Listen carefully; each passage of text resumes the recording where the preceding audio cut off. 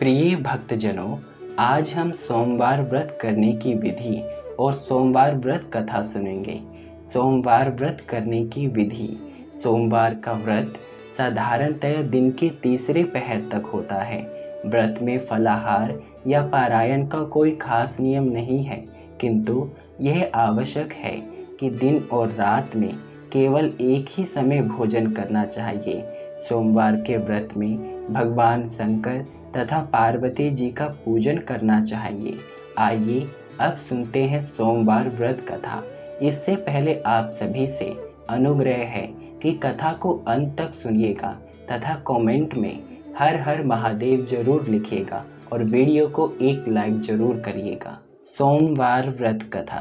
प्राचीन काल की बात है।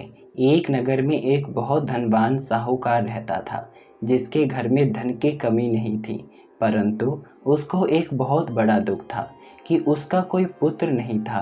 वह इसी चिंता में दिन रात लगा रहता था। वह पुत्र की कामना के लिए प्रत्येक सोमवार को शिव जी का व्रत और पूजन किया करता था तथा सायंकाल को शिव मंदिर में जाकर शिव जी के सामने दीपक जलाया करता था।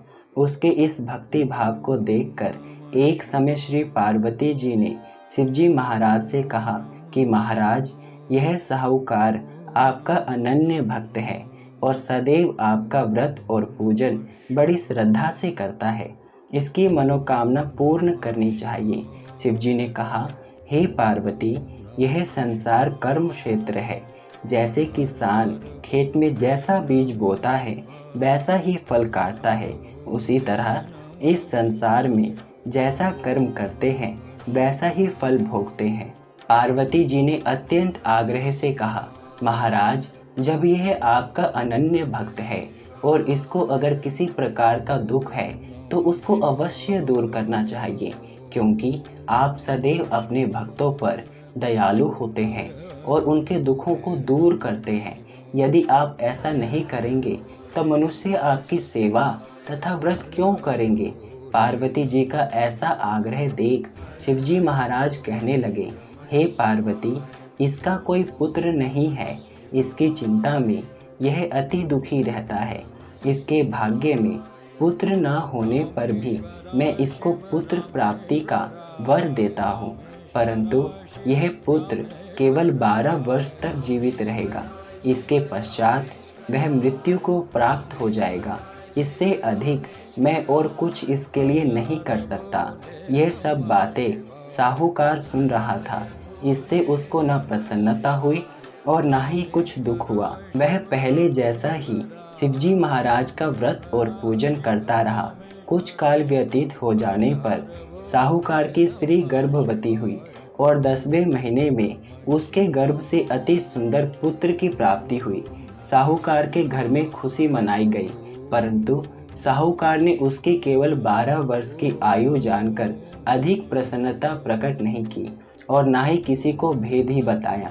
जब वह बालक 11 वर्ष का हो गया तो उस बालक की माता ने उसके पिता से विवाह आदि के लिए कहा, तो वह साहूकार कहने लगा कि अभी इसका विवाह मैं नहीं करूँगा, अपने पुत्र को काशी जी पढ़ने भेजूँगा। फिर साहूकार ने अपने साले अर्थात बालक के मामा को बुला करके उसको बहुत सा धन देकर कहा, तुम इस बालक को काशी जी पढ़ने के लिए ले जाओ और रास्ते में जिस स्थान पर भी जाओ यज्ञ तथा ब्राह्मणों को भोजन कराते जाओ। वह दोनों मामा भांजे यज्ञ करते और ब्राह्मणों को भोजन कराते जा रहे थे। रास्ते में उनको एक शहर दिखाई पड़ा। उस शहर में राजा की कन्या का विवाह था और दूसरे राजा का लड़का जो विवाह करने के लिए बारात लेकर आया था वह एक आंख से काना था। उसके पिता को इस बात की बड़ी चिंता थी कि कहीं वर को देखकर कन्या के माता पिता विवाह में किसी प्रकार की अड़चन पैदा ना कर दें। इस कारण जब उसने अति सुंदर सेठ के लड़के को देखा तो मन में विचार किया कि क्यों न दरवाजे के समय इस लड़के से वर का काम चलाया जाए। ऐसा विचार कर वर के पिता ने उस लड़के और मामा से बात की तो वह राजी हो गए। फिर उस लड़के को वर के कपड़े पहना तथा घोड़ी पर चढ़ा दरवाजे पर ले गए और सब कार्य प्रसन्नता से पूर्ण हो गए। फिर वर के पिता ने सोचा कि यदि विवाह का कार्य भी इसी लड़के से करा लिया जाए तो क्या बुराई है। ऐसा विचार कर लड़के और उसके मामा से कहा, यदि आप फेरों का और कन्यादान के काम को भी करा दें तो आपकी बड़ी कृपा होगी और मैं उसके बदले में आपको बहुत कुछ धन दूंगा। तो उन्होंने स्वीकार कर लिया और विवाह कार्य भी बहुत अच्छी तरह से संपन्न हो गया। परंतु जिस समय लड़का जाने लगा तो उसने राजकुमारी की चुनरी के पल्ले पर लिख दिया कि तेरा विवाह तो मेरे साथ हुआ है, परंतु जिस राजकुमार के साथ तुमको भेजेंगे वह एक आंख से काना है और मैं काशी जी पढ़ने जा रहा हूँ। लड़के के जाने के पश्चात उस राजकुमारी ने जब अपनी चुनरी पर ऐसा लिखा हुआ पाया तो उसने राजकुमार के साथ जाने से मना कर दिया और कहा कि यह मेरा पति नहीं है, मेरा विवाह इसके साथ नहीं हुआ है, वह तो काशी जी पढ़ने गया है। राजकुमारी के माता पिता ने अपनी कन्या को विदा नहीं किया और बारात वापस चली गई। उधर सेठ का लड़का और उसके मामा काशी जी पहुंच गए। वहां जाकर उन्होंने यज्ञ करना और लड़के ने पढ़ना शुरू कर दिया। जब लड़के की आयु 12 वर्ष की हो गई, उस दिन उन्होंने यज्ञ रचा रखा था कि लड़के ने अपने मामा से कहा, मामा जी आज मेरी तबीयत कुछ ठीक नहीं है। मामा ने कहा, अंदर जाकर सो जाओ। लड़का अंदर जाकर सो गया और थोड़ी देर में उसके प्राण निकल गए। जब उसके मामा ने आकर देखा तो वह मुर्दा पड़ा था, तो उसको बहुत दुख हुआ और उसने सोचा कि अगर मैं अभी रोना पीटना मचा दूंगा तो यज्ञ का कार्य अधूरा रह जाएगा। अतः उसने जल्दी से यज्ञ का कार्य समाप्त कर ब्राह्मणों के जाने के बाद रोना पीटना आरंभ कर दिया। संयोगवश उसी समय शिव पार्वती जी उधर से जा रहे थे। जब उन्होंने जोर जोर से रोने की आवाज़ सुनी तो पार्वती जी कहने लगी, महाराज कोई दुखिया रो रहा है, इसके कष्ट को दूर कीजिए। जब शिव पार्वती जी ने पास जाकर देखा तो वहाँ एक लड़का मुर्दा पड़ा था।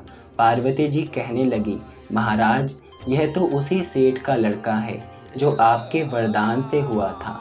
शिव जी कहने लगे, हे पार्वती इसकी आयु इतनी ही थी, वह यह भोग चुका है।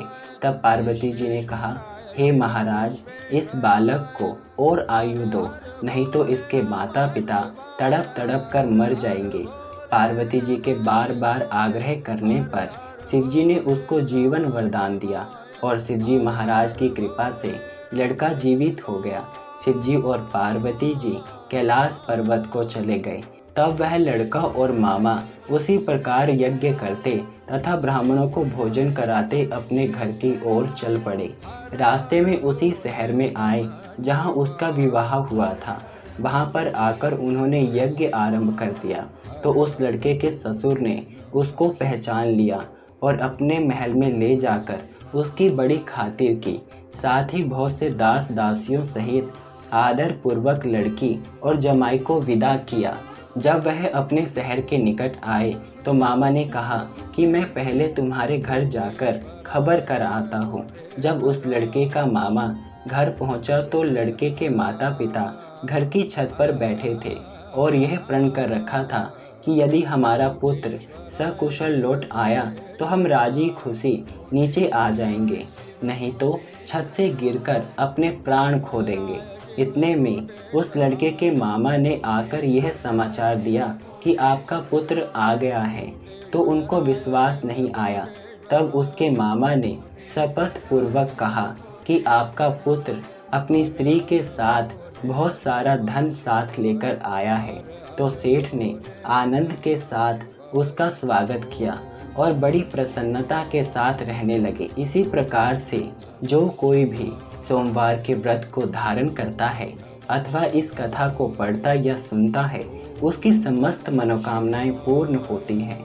हर हर महादेव।